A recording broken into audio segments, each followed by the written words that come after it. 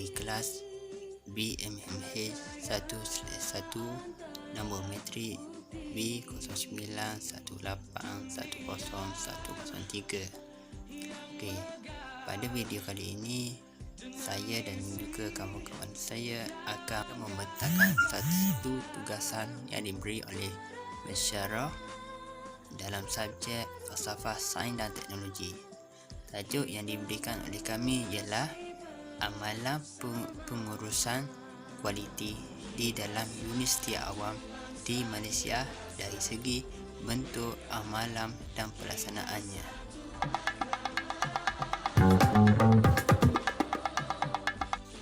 Okey, untuk slide pertama adalah pengenalan. Okey, pengurusan merupakan aspek yang penting bagi sesebuah organisasi. Oleh itu, konsep kualiti perlu diberi perhatian dan fokus dalam sesuatu perkara. Untuk menjadikan sesebuah organisasi yang lebih berkualiti, setiap individu yang terlibat perlu mengamalkan konsep pengurusan berkualiti. Pengurusan kualiti pula mempunyai 4 elemen, iaitu perancangan kualiti, kawalan kualiti, jaminan kualiti dan juga peningkatan kualiti.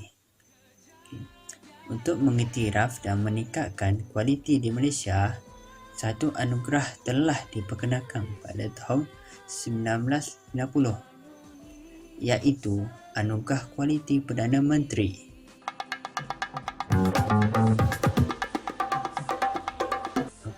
Objektif bagi tajuk kami mempunyai 2. Yang pertama ialah memahami konsep asas pengurusan. Okey, di dalam pengurusan ini mempunyai 4 elemen. Okey, untuk elemen pertama ialah membuat keputusan. Elemen yang kedua ialah menyelesaikan masalah. Yang ketiga ialah hubungan sesama manusia. Yang keempat pula sistem komunikasi. Okay. Berdasarkan keempat-empat elemen tersebut, setiap individu perlulah mempunyai salah satu elemen tersebut supaya pengurusan yang dilakukan akan menjadi lebih berkualiti dan juga dapat membuat keputusan dengan baik untuk menyelesaikan masalah yang sukar walaupun di waktu yang sukar. Ia juga dapat mengeratkan sesama manusia. Ini kerana kita akan bekerjasama untuk menyelesaikan sesuatu masalah ataupun sesuatu kerja. Di samping itu, secara tidak langsung, kita juga akan berkomunikasi dengan baik. Untuk objektif keduanya pula ialah Universiti Awam dapat menghasilkan tenaga pengajar dan mahasiswa yang berkualiti. Ini kerana di dalam universiti terdapat aktiviti-aktiviti yang dapat mengelak bakat setiap mahasiswa. Apabila mahasiswa menceburi bidang yang belum pernah di universiti, ia dapat mengeluarkan bakat-bakat yang telah lama terpendam. Secara tak langsung juga, ia akan terdedah kepada pengetahuan dalam bidang tersebut. Untuk universiti seperti teknikal pula, mahasiswa akan mudah terdedah dengan pengetahuan dalam bidang teknologi. Apabila mahasiswa dan juga tenaga pengajar melibatkan diri di dalam sesuatu ataupun sesebuah aktiviti yang dianjurkan di universiti, ini dapat meningkatkan kualiti setiap individu tersebut.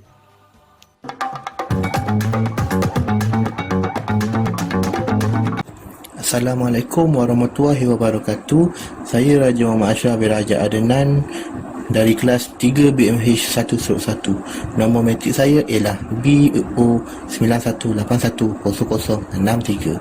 Pada hari ini saya akan terang dalam pengertian tajuk, di mana tajuk yang saya dapat ialah Amalan Pengurusan Kualiti di dalam Universiti Awam di Malaysia, yang merangkumi dari segi bentuk, amalan dan juga pelaksanaannya, yang membawa 3 maksud tersendiri, iaitu amalan ialah perbuatan yang biasa dilakukan dalam urusan seharian hidup kita.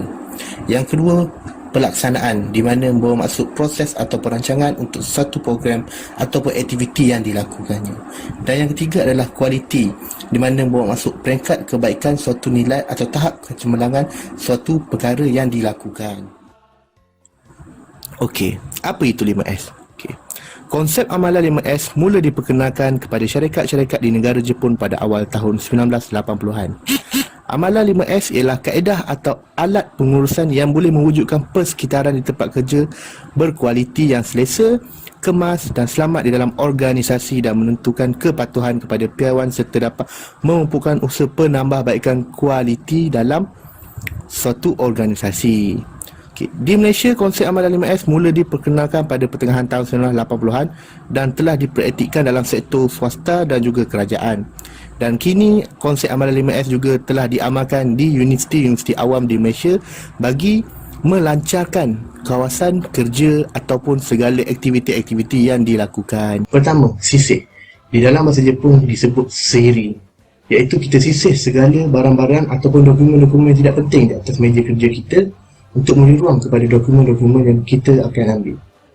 Kedua, susun. Dalam bahasa Jepun, seton, di mana kita akan susun barang-barang kita, dokumen-dokumen kita di tempat yang sepatutnya dalam keadaan kemas supaya tidak memberi masalah kepada kita ketika ingin mencarinya. Ketiga, sapu. Dalam bahasa Jepun, seso, di mana kita sapu kawasan kerja kita untuk memberi keselesaan dan memberi kesan yang maksimal kepada kita ketika melakukan pekerjaan. Seragam. Dalam bahasa Jepun iaitu setkesu, di mana kita seragamkan segala barang-barang kerja kita, terutama sekali dokumen dan fail-fail penting. Contohnya, seperti dokumen pelajar, kita letakkan di satu tempat di mana itu khas untuk pelajar saja dan urusan-urusan pejabat dan juga universiti di bahagian lain, di mana akan memudahkan pencarian fail-fail atau dokumen-dokumen yang kita kendaki nanti. Yang kelima ialah sentiasa amal, di mana dalam bahasa Jepun adalah shitsuke, di mana kita amalkan keempat-empat ini dan hasil kerja kita adalah dalam keadaan terbaik, positif dan tersusun secara sistematik.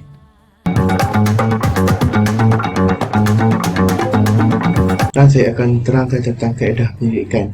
Dalam tajuk kami, kaedah yang kami gunakan adalah cara Google Form, di mana kami akan berkongsi ataupun share di grup WhatsApp ataupun kepada pelajar-pelajar di seluruh universiti. Dalam borang soal didik kami terdapat 3 universiti yang terlibat seperti tertera di bawah, di mana kita dapat lihat Universiti Teknikal Malaysia Melaka, di mana 9 orang yang respon terhadap Google Form kami, manakala Universiti Malaya 1 dan UiTM Cawangan Kelantan 1. Okey.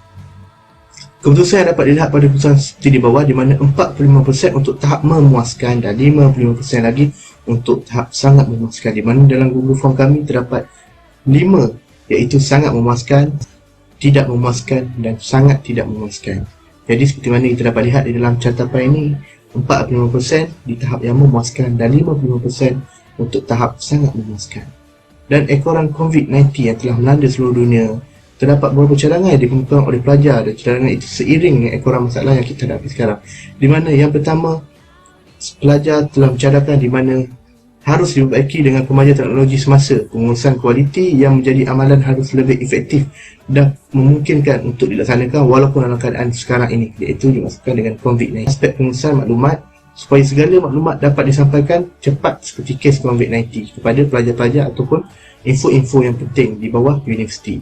Yang ketiga adalah mewujudkan sistem e-student, di mana dapat memudahkan urusan pensyarah untuk follow up student ataupun mengetahui apa-apa masalah yang dihadapi oleh para pelajar mereka. Yang keempat pula adalah meningkatkan kemudahan yang sedia ada dan yang memperbarui segala fasiliti yang berada di kawasan universiti masing-masing. Sekian. Assalamualaikum warahmatullahi taala wabarakatuh. Nama saya Nur Amirul bin Sulaiman. Saya dari kursus 3 BMM S1/2. Nombor matrik saya adalah B0918104003. Untuk slot yang seterusnya, saya akan menerangkan berkenaan penemuan dan pembincangan hasil kajian.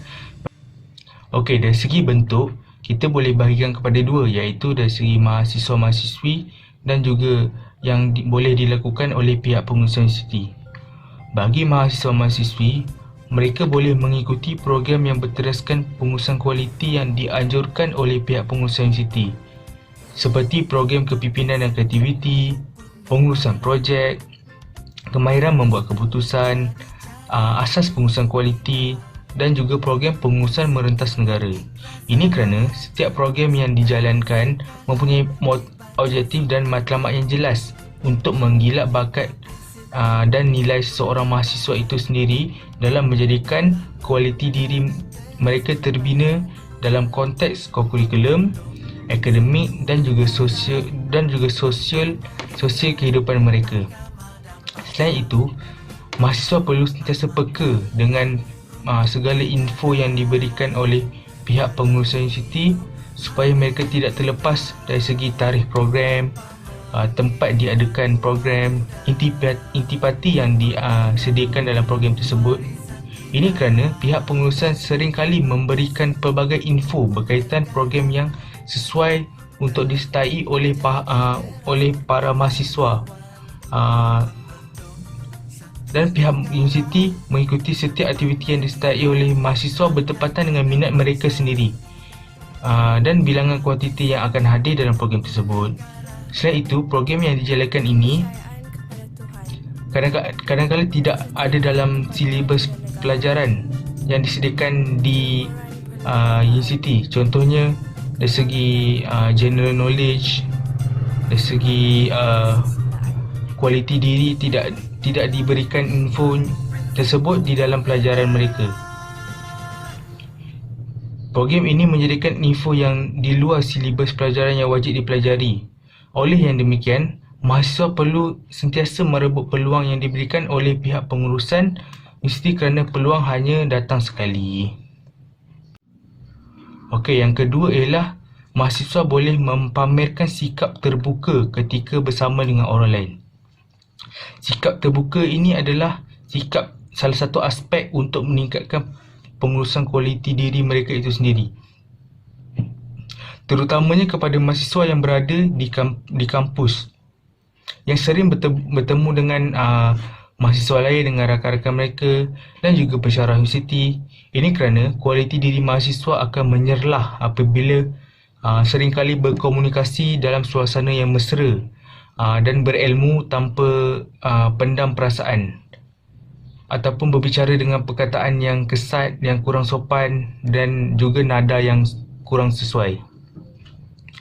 Ini dapat menimbulkan suasana yang kurang enak dan orang lain akan menganggap bahawa kita tidak mempunyai kualiti seorang mahasiswa maupun seorang manusia. Bab kata cendekiawan terulung, kerana mulut badan binasa. Seterusnya, sikap terbuka ini akan melahirkan sikap yakin diri apabila berkomunikasi dengan pensyarah maupun dengan rakan-rakan yang lain. Oleh yang demikian, menunjukkan sikap terbuka ketika berbicara dan bersama dengan orang lain perlu diterapkan dalam kehidupan seharian mahasiswa supaya kualiti diri dapat digilap dengan cemerlang. Okey, untuk info yang ketiga adalah mahasiswa perlu menyediakan fakta dan ilmu sebelum melakukan suatu keputusan. Seperti yang kita tahu, kualiti diri dapat dizahirkan apabila mahasiswa sentiasa mempunyai fakta dan ilmu sebelum dan ketika melakukan suatu keputusan, terutama ketika keputusan perlu dibuat bagi melaksanakan sesuatu yang benar dan tepat. Ini kerana apabila mahasiswa hanya mempunyai fakta dan ilmu yang sederhana, keputusan yang dibuat menjadi tidak tepat dan menyebabkan sesuatu masalah kepada orang lain serta sesebuah organisasi.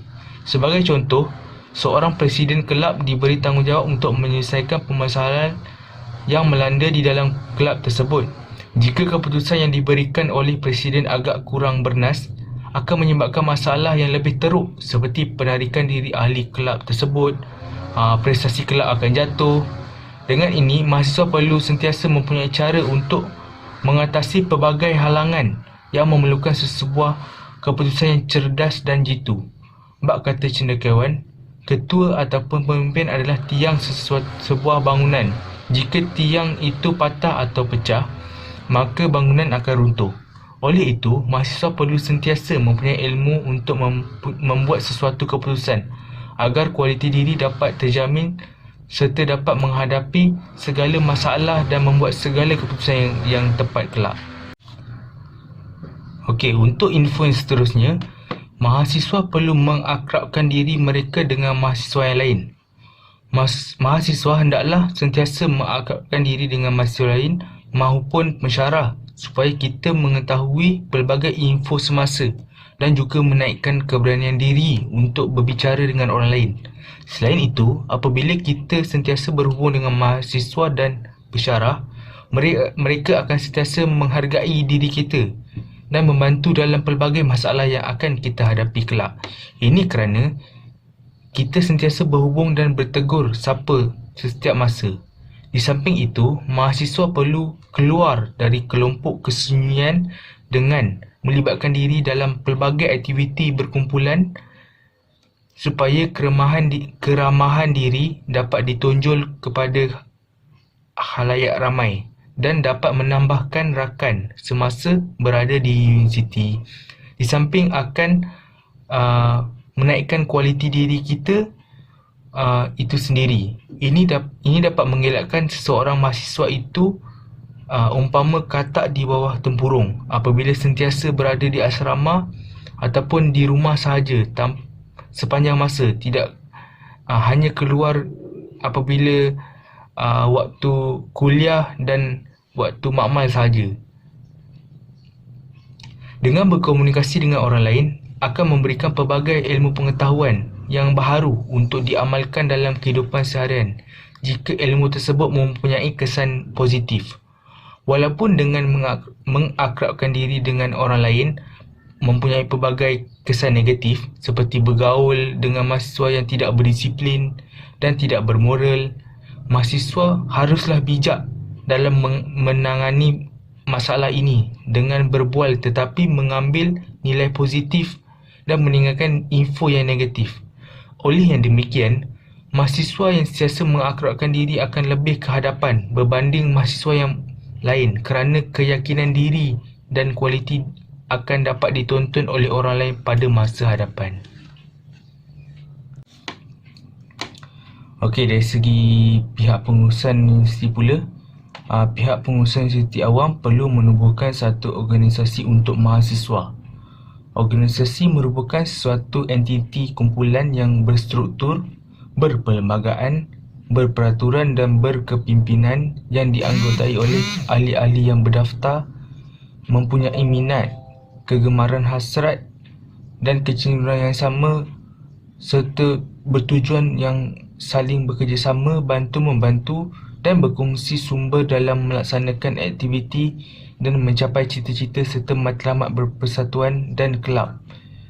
Pihak pengurusan universiti memainkan peranan penting dalam memupuk nilai-nilai kualiti diri seorang mahasiswa dengan menubuhkan sesebuah organisasi yang berkaitan dengan pengurusan kualiti.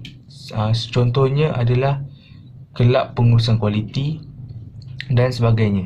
Ini akan memupuk minat para mahasiswa untuk bergiat aktif dalam menyertai kelab tersebut dan memberikan pelbagai idea yang mampu meningkatkan mutu kualiti diri mereka serta persatuan apabila melibatkan diri dalam setiap aktiviti yang disediakan oleh kelab itu. Di samping itu, menubuhkan organisasi ini dapat menjelaskan matlamat dan tujuan penumbuhan kelab. Platform yang disediakan ini merupakan wadah terbaik dan perlu dilaksanakan sama sekali untuk melahirkan mahasiswa yang berkualiti dan berdaya saing pada masa hadapan. Penubuhan satu organisasi ini dapat melahirkan insan terpimpin dalam kalangan mahasiswa kerana mereka ini dapat mengharungi 1 tahun melaksanakan pelbagai aktiviti yang bermutu dan bernilai di peringkat universiti maupun antarabangsa apabila melaksanakan sebuah kolaborasi program bersama dengan mahasiswa di universiti di negara lain. Ini merupakan satu aspek yang membawa kepada mutu kualiti seorang mahasiswa itu sendiri. Sebuah kelab menaikkan nama universiti dan juga nama negara Malaysia. Bab kata pepatah, pemuda harapan bangsa, pemuda tiang negara.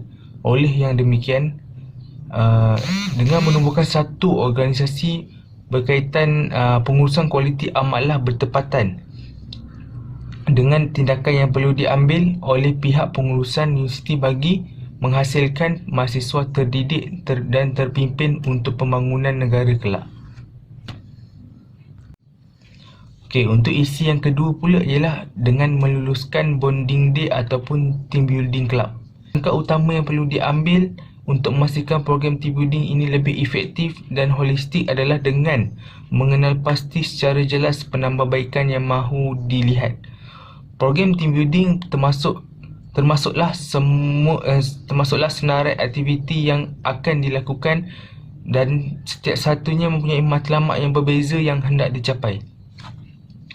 Faktor utama kebanyakan program team building tidak berhasil adalah kerana individu yang diamanahkan untuk melaksanakan program ini gagal menyatakan aspek-aspek penting yang perlu diambil kira seperti bekerjasama sesama pasukan dan sikap toleransi antara ahli pasukan.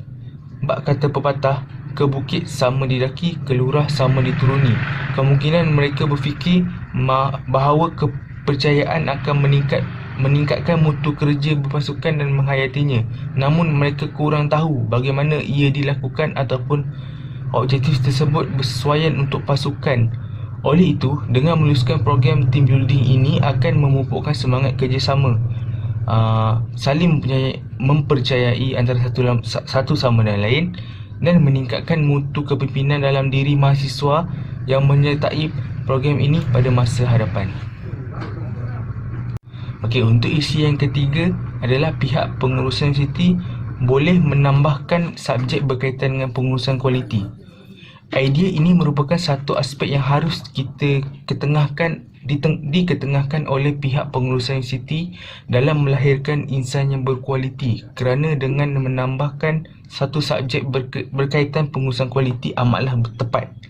Ini kerana mahasiswa akan memahami dan dengan lebih mendalam apa erti sebenarnya yang dimaksudkan dengan pengurusan kualiti itu sendiri. Walaupun subjek ini merupakan subjek elektif yang harus dipilih oleh mahasiswa, mereka akan tetap mempelajari subjek ini dengan tekun untuk mempelajari ilmu pengetahuan berkaitan subjek pengurusan kualiti di samping untuk mencapai keputusan A dalam peperiksaan dan pelajaran ini. Bak kata pepatah bahawa genggam bara api biar sampai jadi arang. Menambahkan subjek berkaitan pengurusan kualiti juga perlu diambil perhatian oleh pihak pengurusan dari segi skop silibus yang bertepatan dan bersesuaian dengan untuk dipelajari oleh mahasiswa dan juga tenaga pelajar yang berpengalaman dalam bidang ini supaya ilmu yang disampaikan ini diterima baik oleh mahasiswa. Oleh yang demikian, idea dalam menjadikan pengurusan kualiti sebuah subjek amatlah dilaksanakan oleh pihak pengurusan universiti sebagai medan terbaik buat mahasiswa yang ingin menjadikan diri mereka seorang insan yang berkualiti untuk universiti, pekerjaan mereka kelak dan juga negara Malaysia. Okey, untuk isi yang seterusnya adalah pihak pengurusan universiti perlu mewujudkan sistem e-learning untuk mahasiswa. E-learning ini merupakan kaedah pengajaran dan pembelajaran yang menggunakan teknologi kini bagi meningkatkan tahap pendidikan di IPTA. Suasana pembelajaran melalui media e-learning ini menggunakan komputer peribadi dan internet secara online. E-learning merupakan proses PNP yang menggunakan rangkaian elektronik LAN, WAN atau internet untuk mencapaikan kandungan maklumat dan juga berinteraksi melaluinya yang memudahkan para pengguna, khususnya tenaga pengajar dan mahasiswa itu sendiri. Media elektronik yang digunakan dalam kaedah e-learning adalah melibatkan internet, intranet, pita audio, video dan juga CD-ROM. Kaedah ini membolehkan mahasiswa mendapatkan maklumat yang dikehendaki dalam PNP dengan lebih sistematik. Melalui kaedah e-learning ini, proses PNP akan menjadikan mahasiswa lebih menguasai pembelajaran, berfikiran kritis dan inovatif. Selain itu, e-learning juga merupakan satu model pembelajaran yang menggunakan media teknologi komunikasi ICT, khususnya internet yang akan dapat membantu mahasiswa dan juga pensyarah khususnya memperolehi informasi dan maklumat dengan mudah secara online. E-learning ini adalah seperti iFolio yang dibangunkan untuk tujuan kecekapan proses PNP bagi jangkauan luas yang berlandaskan 3 kriteria, iaitu e-learning merupakan jaringan elektronik dengan kemampuan untuk menyimpan dan berkongsi maklumat dalam proses PNP.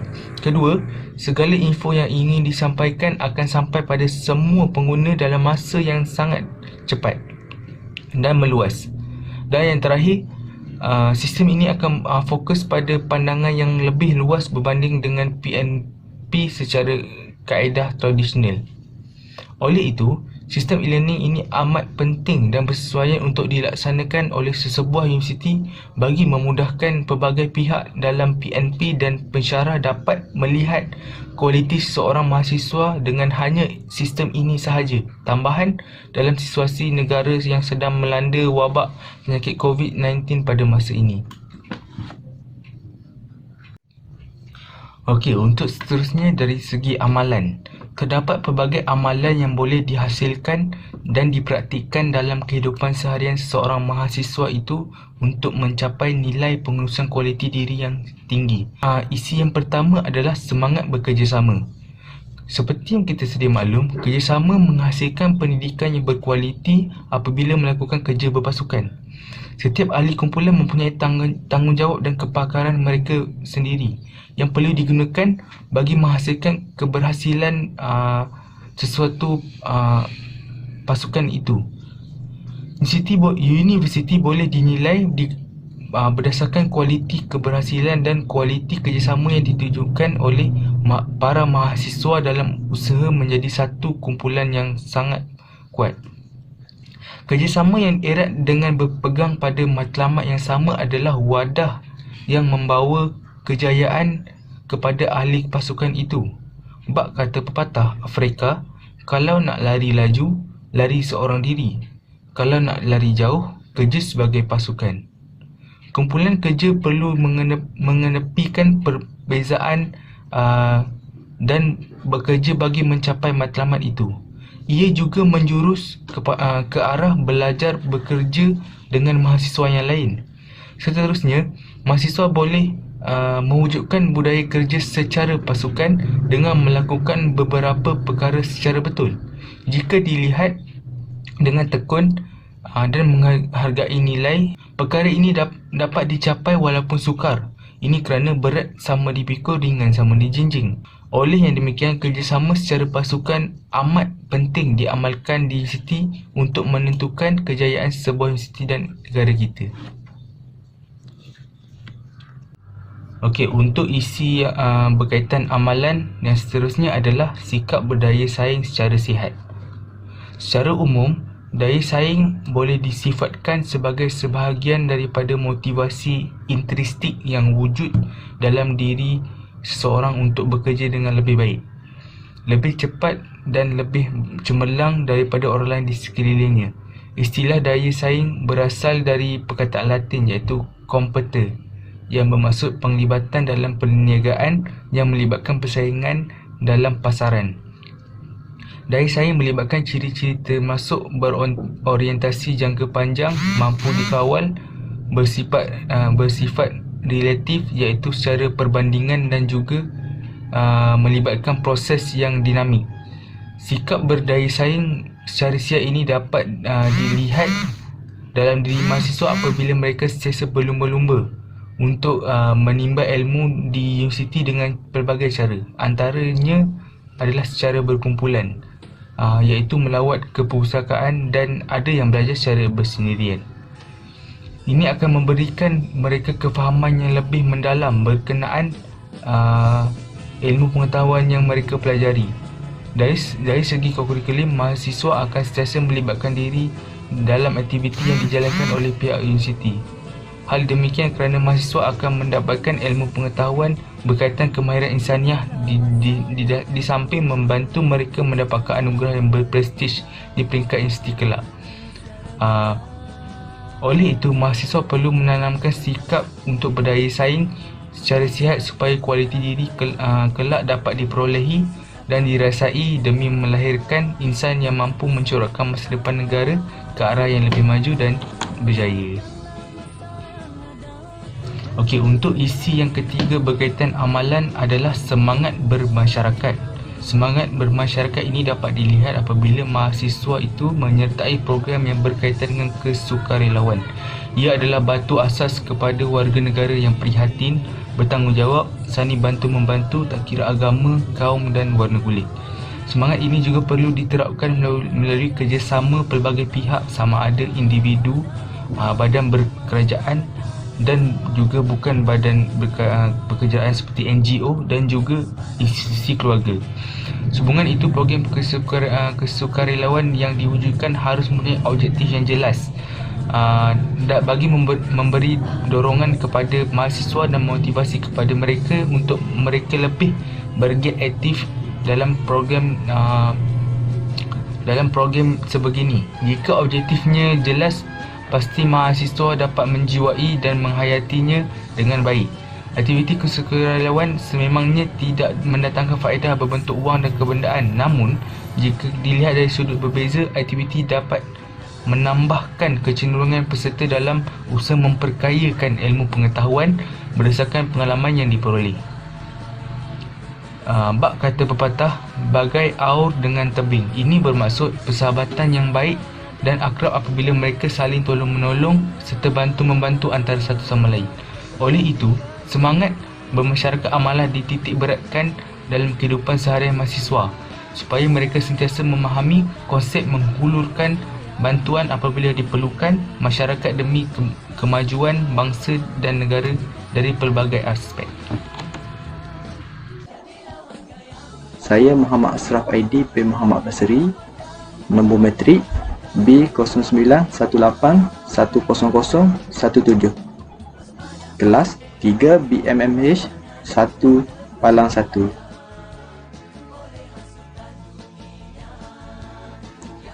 Terdapat 4 cadangan yang telah saya senaraikan. Pertama, membuat kaji selidik prestasi mahasiswa. Kaji selidik ini dapat mengumpul maklumat berdasarkan kelebihan dan kekurangan mahasiswa. Dengan kaji selidik ini, pihak pengurusan dapat menilai dan menambah program dan inisiatif yang bersesuaian kepada mahasiswa. Kedua, menambah subjek pembelajaran pengurusan kualiti. Subjek ini dapat membuka dan memberi lebih input dan output kepada mahasiswa.